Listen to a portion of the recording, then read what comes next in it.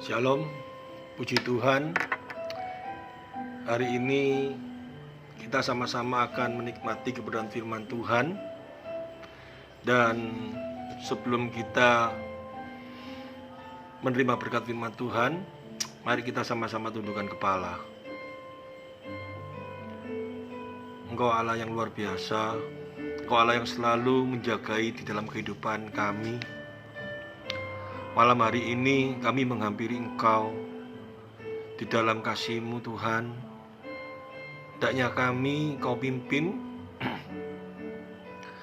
supaya kami mampu berkonsentrasi, kami mampu menyimak, mengerti, dan melakukan setiap firman yang sebentar akan kami terima, sehingga melalui kebenaran firman ini kami akan diajar untuk supaya makin hari makin mengenal Engkau dengan baik.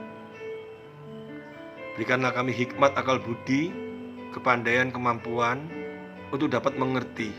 Demikian juga hamba-Mu, berikanlah hamba-Mu kesehatan, berikanlah hamba-Mu ketenangan di dalam pikiran, supaya hamba-Mu dapat berkonsentrasi sesuai dengan apa yang menjadi kehendak-Mu melalui kebenaran firman ini untuk kami terima dan kami pakai di dalam kehidupan kami. Kami siap menerima berkat firman-Mu di dalam satu kuasa Tuhan Yesus Kristus. Haleluya. Amin. Shalom. Puji Tuhan. Kalau hari ini kita sama-sama akan menerima berkat firman Tuhan, sebelum saya bacakan kebenaran firman Tuhan yang sebentar kami akan kita sama-sama akan pelajari. Saya rindu hari ini kita semuanya merenungkan setiap kebenaran firman Tuhan yang kita akan pelajari ini, supaya melalui kebenaran firman Tuhan ini di dalam kehidupan kita bisa merasakan kebaikan-kebaikan Tuhan yang sangat luar biasa di dalam kasih-Nya menyertai kita semuanya. Saya seringkali mendengarkan khotbah dengan ayat yang sama, dengan pasal yang sama, tetapi ditafsirkan berbeda-beda.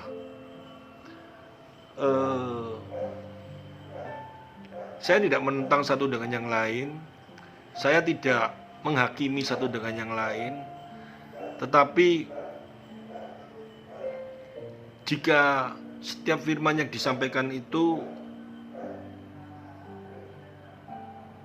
kalaupun tidak sesuai dengan konteks di dalam kebenaran firman itu, asal tidak bertabrakan dengan jadi diri Allah, tidak masalah. Tetapi jika firman Tuhan itu dijelaskan, tetapi firman Tuhan itu pada waktu menjelaskan sudah di luar konteksnya, juga bertabrakan dengan jadi diri Allah, itu yang sangat membahayakan. Saya kasih contoh, ada beberapa orang mungkin saking semangatnya, saya masih ingat dulu pada waktu saya belajar firman Tuhan, ada beberapa pengajar saya berkata, kita jangan ikut-ikutan Calvin atau Arminian. Kita tahu semuanya secara teologi, secara garis besar, bahwa kebenaran firman Tuhan ini penafsir yang paling kuat sekali itu ada bapak kita Calvin ataupun Arminian. Suatu saat saya pernah berbincang-bincang dengan seorang yang bukan saya anggap, tetapi saya menghormati dia sebagai seorang teolog. Saya tanya, Bapak Calvin ataupun Bapak Arminian itu dengan pengertian teologi yang mereka miliki itu, jika mereka nanti mati atau dipanggil Tuhan, apakah mereka masuk surga? Oh, pasti mereka masuk surga dua-duanya dengan teologi mereka yang seperti itu. Yang jadi persoalan dan masalah, orang-orang yang ada anti Calvin atau anti Armenian, dan mereka berkata, saya bukan Calvin, saya bukan Armenian. Ini lebih aneh lagi, karena Calvin ataupun Armenian tidak ada sesuatu yang bertentangan dengan kebenaran firman Tuhan. Yang bertentangan jika hiper Calvin atau hiper Armenian.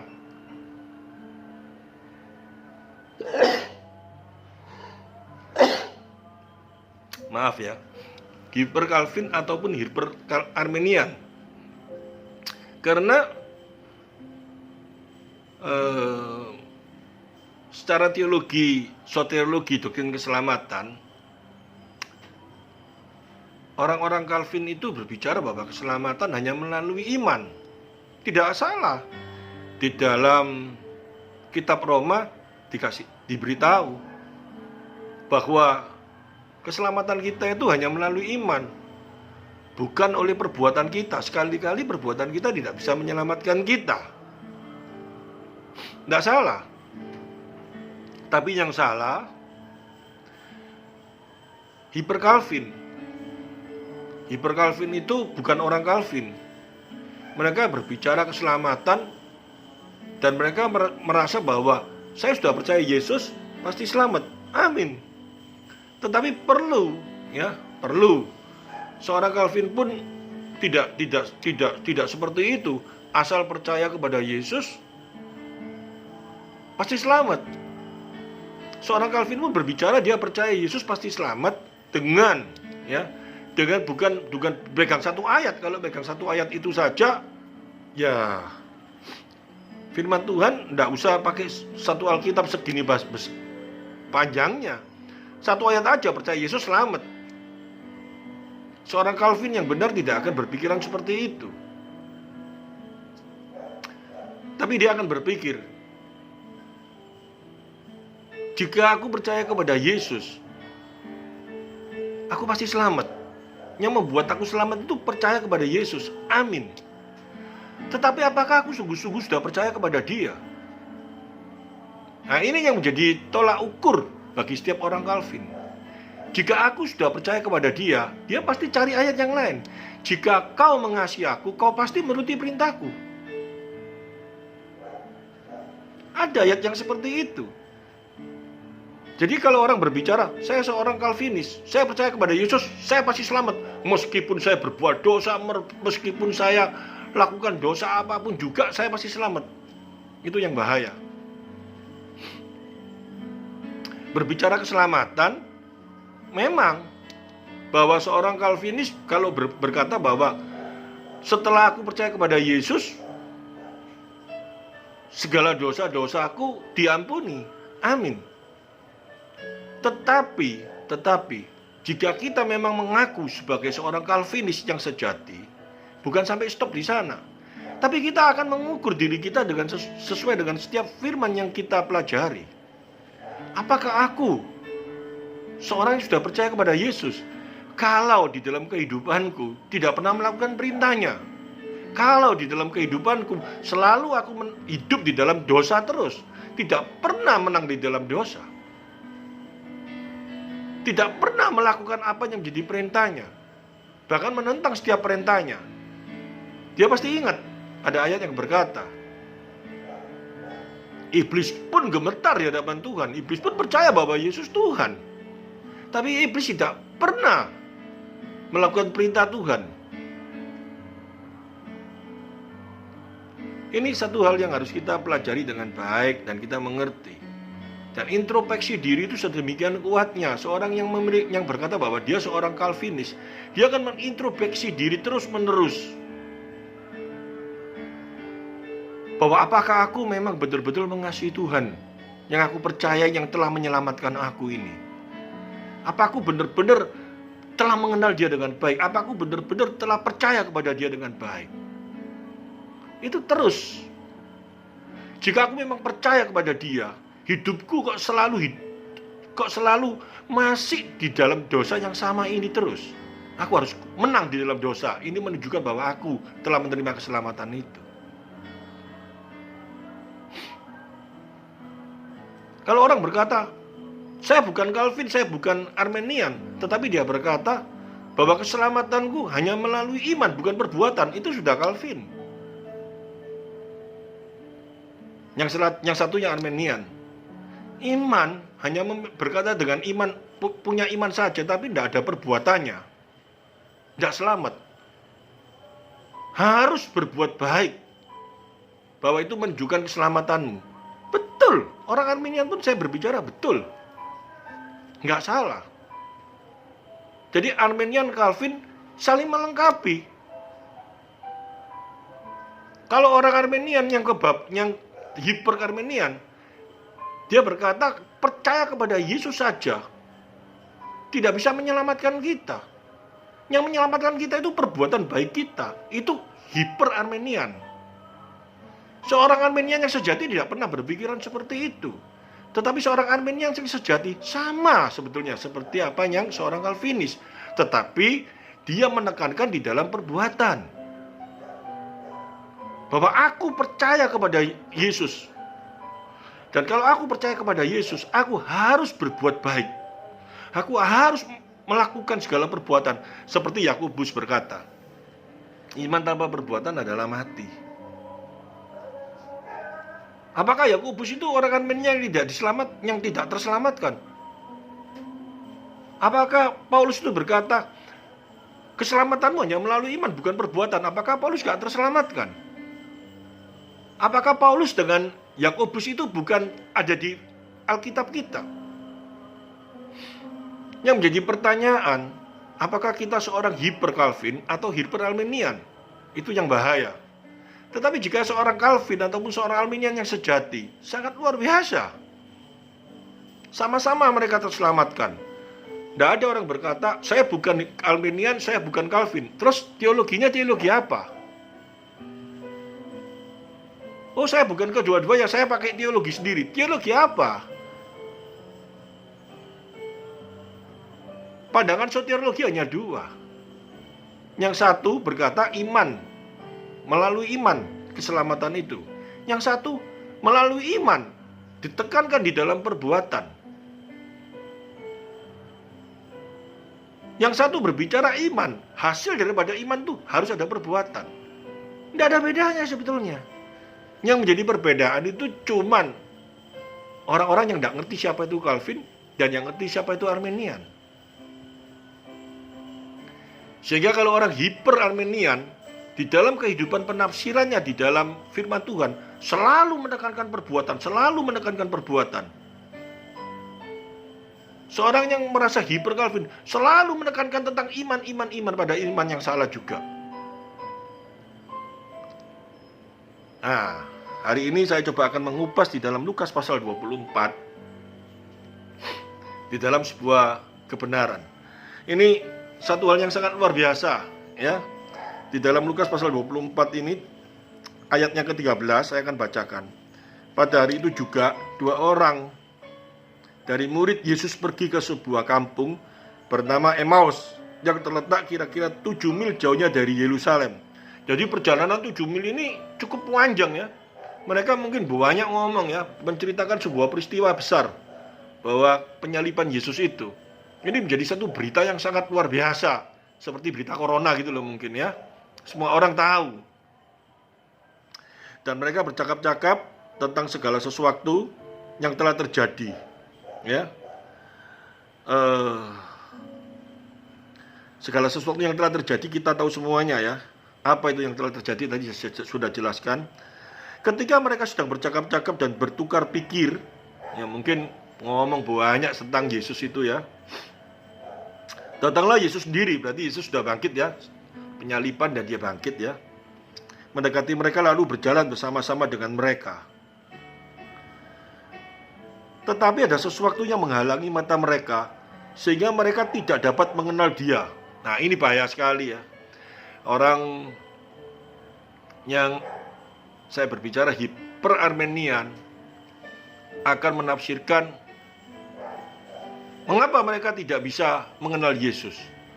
Mengapa mereka itu tidak bisa tahu siapa yang mereka lihat itu adalah Yesus.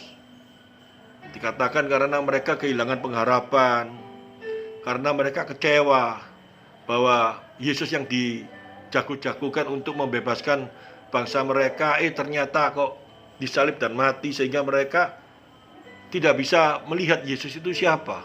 Jadi kalau kita kehilangan pengharapan di dalam kehidupan ini, maka kita tidak akan mengenal Yesus. Oleh karena itu kita jangan sampai kehilangan pengharapan. Pertanyaan saya, jika kita memang dipilih, jika kita memang sudah menerima Kristus di dalam kehidupan kita, saya percaya dan saya yakin pengharapan itu tidak akan bisa hilang di dalam kehidupan kita. Bukti bahwa pengharapan itu tidak bisa hilang dalam kehidupan kita karena kita harus ingat semuanya. Setiap anak Tuhan yang percaya, di saat kita mengaku Yesus adalah Tuhan dengan iman yang benar, saat itu juga Roh Kudus dimeteraikan di dalam kehidupan pribadi kita. Arti dimeteraikan, Roh Kudus diberikan bagi setiap anak-anaknya. Tujuan Roh Kudus diberikan, satu, ya, saya ulangi khotbah beberapa waktu yang lalu, dia menghibur. Dua, dia menasehati. Tiga, dia menegur. Bermacam-macam karya Roh Kudus di dalam anak-anak Tuhan. Sehingga gak mungkin anak Tuhan itu bisa kehilangan pengharapan. Gak mungkin anak Tuhan itu tidak bisa mengenal siapa itu Yesus di dalam hidupnya, kalau dia memang benar-benar sebagai orang percaya.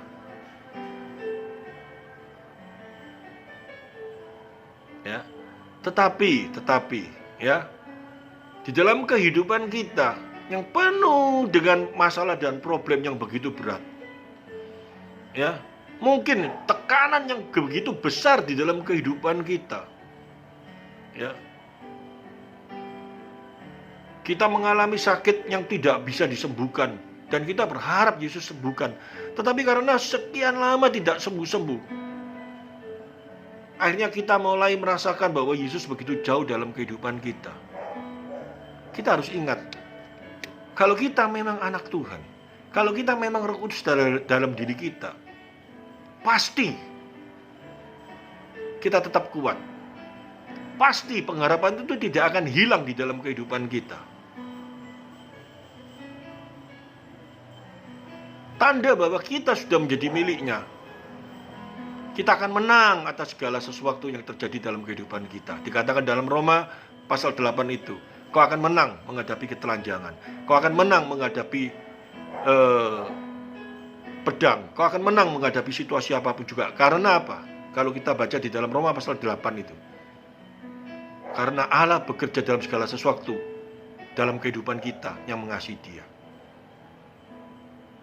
Ini yang menjadi satu penekanan. Bukan kita ngomong, hati-hati kita jangan sampai kehilangan pengharapan. Bukan hati-hati kita jangan sampai kehilangan pengharapan. Kalau kita memang sudah menjadi miliknya, kalau kita memang mengaku bahwa kita sudah menjadi anaknya, maka pengharapan itu selalu hadir dalam kehidupan kita. Oleh karena itu, melalui kebenaran firman Tuhan ini, saya ingin menekankan, setiap anak Tuhan yang mengaku Yesus adalah Tuhan, tidak mungkin bisa kehilangan pengharapan itu. Oleh karena itu, jika hari ini kita kehilangan pengharapan, berarti kita bukan anak Tuhan. Berarti kita bukan anaknya. Oleh karena itu, jika kita saat ini mengalami satu tekanan yang begitu berat, sehingga kita mulai goyang, ingat, kalau kita anak Tuhan, kita pasti kuat menghadapi setiap ujian dan cobaan ini. Karena Yesus berkata kok, segala beban, segala persoalan tidak akan melebihi kekuatanmu. Segala bebanmu. Harus kita ingat ini semua secara komprehensif. Pada waktu kita menyampaikan kebenaran firman Tuhan, itu kita mengingatkan setiap pengharapan-pengharapan yang telah Tuhan berikan dalam kehidupan kita. Bukan kita menekankan satu perbuatan-perbuatan. Oleh karena itu, jangan sampai kita kehilangan, kita berusaha dengan kekuatan kita. dengan hukum-hukum Taurat, kita berusaha supaya kita tetap tidak kehilangan pengharapan tanpa dibekali dengan kebenaran firman Tuhan yang menyatakan jika kita memang menjadi anaknya, tidak mungkin kita kehilangan pengharapan itu. Ini satu kekuatan, ini satu pengharapan yang harus hadir bagi setiap anak Tuhan. Bukan kebalik.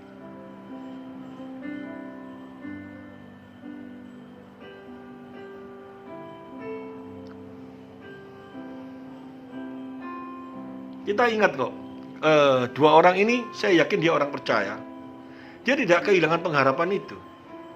Tapi dia lagi mengalami satu goncangan yang sangat luar biasa. Ya, meskipun pandangannya dia salah. Dia memandang Yesus dipakai sebagai kekuatan untuk menghadapi Roma. Dan dia mulai goyang. Tetapi karena dia adalah orang-orang yang telah Tuhan pilih. Kita nanti lihat ada satu hal yang sangat luar biasa. Dikatakan tetapi ada sesuatu yang menghalangi mata mereka sehingga mereka tidak dapat mengenal dia. Yesus berkata kepada mereka, apakah yang kamu percapkan sementara kamu berjalan? Maka berhentilah mereka dengan muka muram. Seorang dari mereka namanya Klopas menjawabnya, adakah engkau satu-satunya orang asing di Yerusalem yang tidak tahu apa yang terjadi di situ pada hari-hari belakangan ini? Katanya kepada mereka, apakah itu? Jawab mereka, apa yang terjadi dengan Yesus orang Nazaret?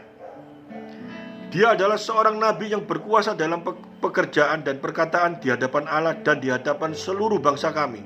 Tetapi iman-iman kepala dan pemimpin kami telah menyerahkan dia untuk dihukum mati dan mereka telah menyalibkannya. Padahal,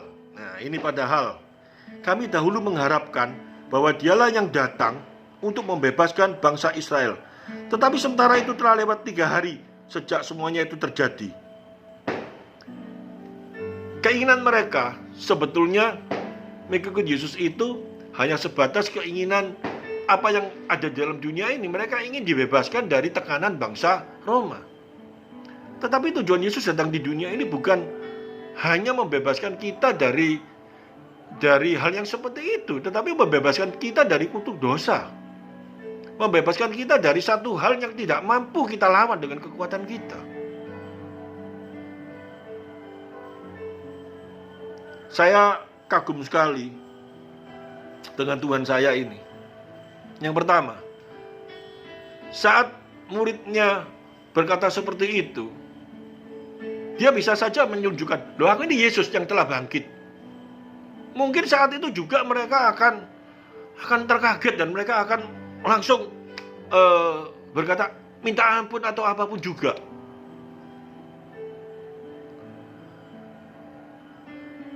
Atau mungkin pada saat mereka seperti itu Yesus akan berkata seperti kepada Thomas, lihat ini ada lubang di siniku. Tapi saya memiliki Tuhan yang sangat luar biasa, yang penuh dengan kesabaran, dan tidak pernah dia membelokkan sebuah kekuatannya, bukan membelokkan, menunjukkan kekuatannya, ya, bukan membelokkan tapi menunjukkan kekuatannya supaya seseorang itu bisa langsung bertobat.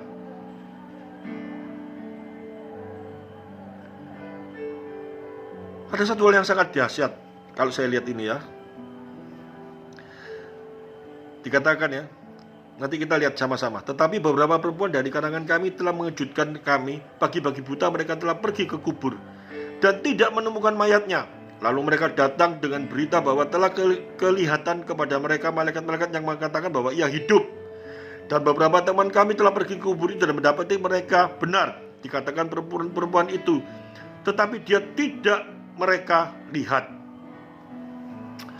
Di saat saya merenungkan ini, jika kita berpikir kepada Tuhan kita, ya, Yesus Kristus yang kita percaya, yang telah menyelamatkan kita, kalau kita hanya melihat sepintas pada saat dia datang di dunia ini, tanpa melihat kasihnya, tanpa melihat segala sesuatu apa yang menjadi kemuliaan yang hadir dalam kehidupannya, dan kita mengharapkan hanya sesuatu yang bersifat menurut kekuatan pikiran kita, maka gampang sekali kita menjadi goyang. Kekuatan kita bukan menurut hanya kemampuan akal pikiran kita, tetapi setiap pada saat kita berpandangan kepada Dia, harusnya kekuatan kita itu hanya di dalam kebenaran firman-Nya. Kenapa saya berkata seperti ini? Saya bisa bayangkan di saat Yesus datang di dunia ini,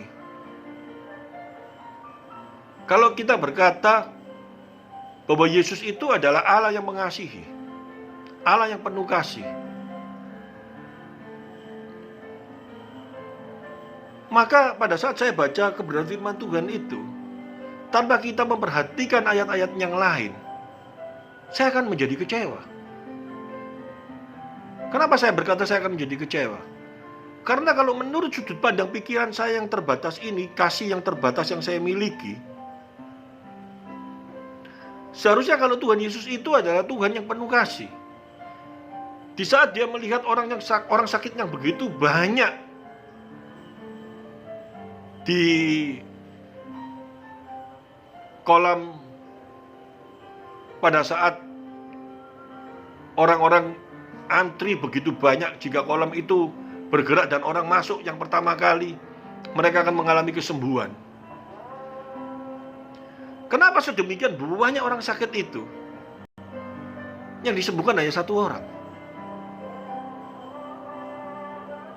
Kenapa lainnya itu tidak disembuhkan? Ada beberapa orang berbicara, ya karena orang itu yang memiliki iman, sehingga Tuhan tahu dan itu disembuhkan. Ada beberapa orang yang tidak memiliki iman, Tuhan sembuhkan kok. Banyak sekali orang yang belum mengenal Dia, Tuhan sembuhkan kok. Tetapi kejadian di sana, kenapa sedemikian banyak orang yang sangat banyak seperti itu tidak Tuhan sembuhkan? Kalau saya melihat kasih Allah hanya sebatas pikiran kekuatan otak saya yang terbatas ini, maka kita akan kecewa. Seperti pandangan dua murid ini. Dia berpikir kalau Yesus itu adalah Allah yang mereka harapkan untuk membebaskan mereka dari bangsa Roma. Kenapa kok tiba-tiba kalau memang Dia itu adalah Allah yang begitu luar biasa, Allah yang begitu mengasihi mereka, ternyata kau mati dan mereka belum terbebaskan dari bangsa Roma. Kalau pikiran kita hanya sebatas seperti kedua murid itu, maka pikiran kita akan mengalami satu kekecewaan terus di dalam kita mengiringi Yesus. Tapi Yesus tidak ingin kita memiliki pikiran seperti itu.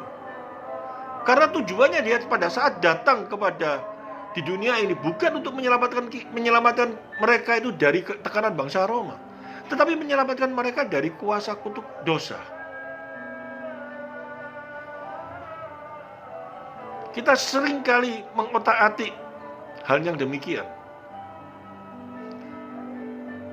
Tetapi pada saat kalau kita bisa merenungkan,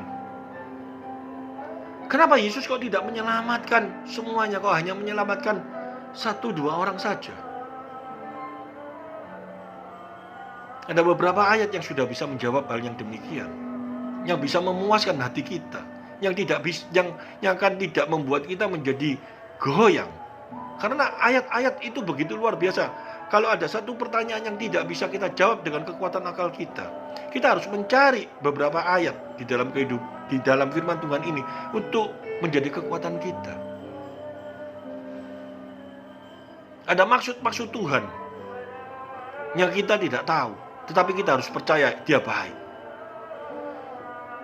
Banyak ayat-ayat yang mendukung hal yang demikian. Rasul Paulus minta dilepaskan dari duri dalam dagingnya. Tuhan berkata apa? Sudah cukup kasih karunia yang kuberikan kepadamu, supaya melalui itu kasih makin melimpah-limpah dalam hidupmu. Banyak hal-hal yang sangat luar biasa yang Tuhan ingin berikan dalam kehidupan kita. Ya, saya teruskan. Diajarkan demikian, betapa luar biasanya. Lalu Ia berkata kepada mereka, "Hai kamu orang bodoh, dikatakan orang bodoh. Betapa lambannya hatimu sehingga kamu tidak percaya ke segala sesuatu yang telah dikatakan para nabi. Bukankah Mesias harus menderita semuanya itu untuk masuk ke dalam kemuliaannya? Lalu ia menjelaskan kepada mereka apa yang tertulis tentang dia dalam seluruh kitab suci, mulai dari kitab-kitab Musa dan segala kitab-kitab nabi. Saya sangat kagum dengan Tuhan saya Yesus Kristus ini. Ada orang yang begitu menjadi muridnya dan muridnya menjadi goyang. Dia tidak dengan mungkin kalau saya bisa, kamu gak percaya aku ini siapa? Langsung seperti itu. Tapi dia kembali kepada kebenaran firman Tuhan. Dia memberitakan firman, dia ajarkan kebenaran firman, diingatkan setiap firman yang telah pernah diajarkan. Sampai dikatakan mulai dari kitab-kitab Musa dan segala kitab nabi, dijelaskan kembali kepada dua orang murid ini. Mereka mendekati kampung dan mereka tuju. Lalu ia berbuat seolah-olah hendak meneruskan perjalanannya. Tetapi mereka sangat mendesaknya, katanya, tinggallah bersama-sama dengan kami, sebab hari telah menjelang malam dan matahari hampir terbenam. Mereka mungkin diingatkan itu, mereka mulai teringat. Ya, saya melihat ini, saya begitu kata, oh Tuhanku kau luar biasa ayat ini. Ya, lalu masuklah ia untuk tinggal bersama-sama dengan mereka. Waktu ia duduk makan dengan mereka, ia mengambil roti, mengucap berkat, lalu memecah-mecahkannya, memberikan kepada mereka. Ketika itu terbukalah mata mereka dan mereka pun mengenal dia. Satu hal yang sangat dahsyat, satu hal yang sangat luar biasa. Tuhan Yesus selalu berkata kepada kita, hendaknya menjadi peringatan akan aku. Perjamuan kudus disuruh kita mengingat terus. Tujuannya satu, supaya kita teringat karyanya dalam hidup kita, supaya kita teringat akan kasihnya dalam hidup kita. Betapa luar biasanya dia, ya. Kata mereka seorang percaya, bukankah hari ini berkorban ketika ia berbicara dengan kita di jalan? Ya, ayat 32 ini menunjukkan kata mereka seorang yang lain. Bukankah hati kita berkobar-kobar ketika ia berbicara dengan kita di tengah-tengah jalan, ketika ia menerangkan kitab suci kepada kita? Sangat luar biasa sekali. Hanya melalui firman Tuhan, ya, hanya melalui kebenaran firman Tuhan kita bisa teringat akan kasih-Nya. Hanya melalui kebenaran firman Tuhan kita bisa tahu siapa itu Tuhan dalam hidup kita. Hanya melalui firman Tuhan yang akan menjadi kekuatan dalam hidup kita. Melalui ayat ini kita diingatkan, yang pertama, ya, murid-muridnya pada waktu Yesus mati, murid-muridnya menjadi goyang, murid-muridnya menjadi gelisah. Mungkin kita saat ini menghadapi situasi yang berat, hati kita menjadi gelisah, menjadi goyang. Ayo, kita kembali kepada kebenaran firman Tuhan. Diingatkan, kalau engkau, supaya kita menjadi kuat, supaya kita menjadi tenang, supaya kita menjadi tetap secara luar biasa dalam kehidupan kita, hanya satu kekuatan kita. Ingatlah firman Tuhan itu terus. Ya, renungkan firman Tuhan itu dalam kehidupan kita. Maka firman itu akan memulihkan, maka firman itu akan menguatkan kita. Sukacita itu akan terjadi dalam kehidupan kita. Oleh karena itu, melalui kebenaran firman Tuhan ini, ya, saya ngomong, dua murid itu sangat beruntung. Karena apa? Pada saat itu Tuhan Yesus mengingatkan mereka, setiap Injil, setiap kitab, setiap firman yang telah mereka pelajari diingatkan kembali. Mungkin hari ini kita berkata, iya, aku tidak pernah diingatkan oleh Tuhan Yesus. Jangan lupa, sebelum Tuhan Yesus naik ke surga, Dia memberikan seorang penolong, yaitu Roh Kudus. Diberikan bagi kita, tujuannya satu, mengingatkan setiap firman yang telah kita pelajari, mengingatkan setiap firman yang telah kita pelajari. Sehingga pada waktu kita menghadapi beban, waktu kita menghadapi persoalan yang begitu berat, kita akan teringat kita akan diingatkan melalui firman-Nya, maka kekuatan itu akan terjadi dalam kehidupan kita. Oleh sebab itu, di dalam kehidupan kita, di dalam setiap kesibukan kita, janganlah sampai kita melupakan kebenaran firman Tuhan. Melupakan itu dalam satu pengertian, jangan sampai kita tidak selalu di dalam kehidupan kita dipimpin oleh kebenarannya. Jika itu terjadi dalam kehidupan kita, maka kita tidak akan pernah menjadi gelisah. Pengharapan selalu hadir di dalam kehidupan kita. Itu menunjukkan bahwa Roh Kudus ada dalam kehidupan kita. Jika Roh Kudus ada dalam kehidupan kita, Roh Kudus akan mengingatkan setiap firman di dalam kehidupan kita, sehingga pengharapan itu tidak mungkin sampai kita kehilangan kalau kita mengaku sebagai anak Tuhan. Puji Tuhan, firman Tuhan yang saya sampaikan sampai ini aja. Tetapi saya percaya karya Roh Kudus melalui kebenaran firman-Nya akan mengingatkan setiap kita, akan memulihkan setiap kita yang mengalami kelemahan, akan memberikan kekuatan di dalam kehidupan kita. Haleluya, amin. Mari kita tundukkan kepala. Terima kasih Tuhan Yesus, melalui kebenaran firman-Mu, Kau ingin mengingatkan kami. Hendaknya kami selalu merenungkan setiap firman yang telah Kau ajarkan bagi kami.